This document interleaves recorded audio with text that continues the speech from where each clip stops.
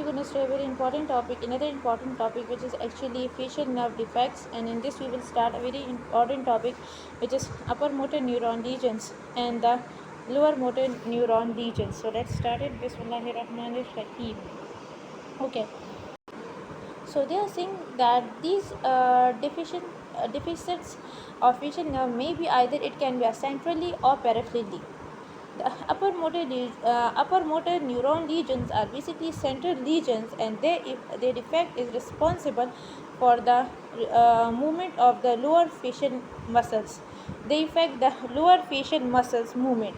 In such lesions, muscles over the axilla and mandibular are weakened, but the forehead are unaffected because it is by upper motor neuron. Okay, the muscles of the forehead are regulated by both cerebral hemispheres and with free crossing of nerve fibers. Okay, means cerebral hemispheres and free crossing of nerve fibers. The muscles of lower part of the face are innervated only by nerve control in the opposite hemisphere.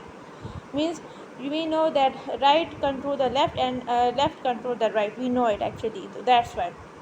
Okay, so they are saying in these lesions the emotional movements of the whole face may be unaffected. Means it cannot affect the whole movements of the face, since they are initiated by upper motor neurons separated by the pyramidal motor fiber, and that is serve the facial muscles of normal functions.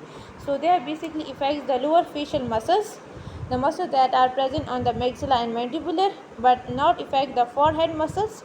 And the lower muscles are actually innervated by their opposite hemisphere. So remember it. Okay. Now lower motor neuron. Okay, these lesions affect both the upper and lower facial muscles. That was just affecting the lower facial muscles. They affect both the forehead and face are equally affected. The pathological process is peripheral to the facial motor nucleus in the bones, which is actually this is Bell's palsy example. And remember that was center, this is peripheral. Wide variety of lesions affecting the facial nerve below the base of skull, some even in parotid gland. Emotional movements are also lost.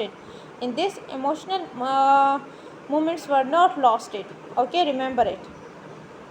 Okay, the difference between upper motor nerve and lower motor nerve. In upper motor nerve, the central region that causes the partial paralysis of the facial muscles, but here the facial nerve along with the intra and extra petrosal courses are also involved. Here the only were facial partially paralysis.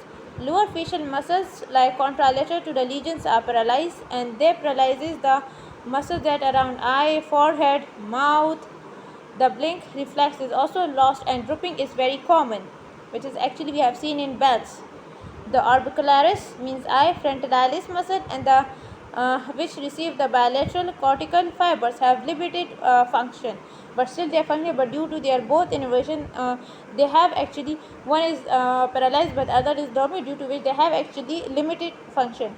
The blink reflex and movement of forehead are unaffected, but here that in the lower motor neuron it was affected. Taste, hearing are situated within the intraperostal tract.